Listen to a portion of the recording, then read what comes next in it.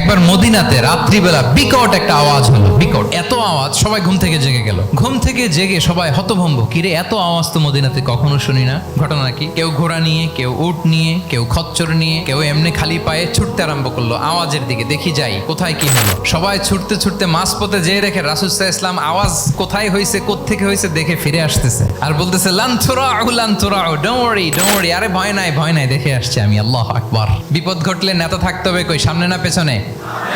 রাসূল সাল্লাল্লাহু আলাইহি ওয়াসাল্লামের এরকম দুর্দান্ত সাহস ছিল, অত্যন্ত সাহসিকতার অধিকারী তিনি ছিলেন। আমি গল্প শুনছিলাম যে এই চট্টগ্রাম বিশ্ববিদ্যালয় থেকে 2 জন শহীদ হয়েছে। এই যে 5 আগস্টে, এই যে জুলাই আপরাইজিং, এই যে আমাদের তরুণরা তাজা রক্ত দিয়ে একটা চেঞ্জ এনেছে, পরিবর্তন, এটা তো তাদের সাহসিকতার বহিঃপ্রকাশ, ঠিক কিনা? Abu Sayed is the icon of courage of Bangladesh.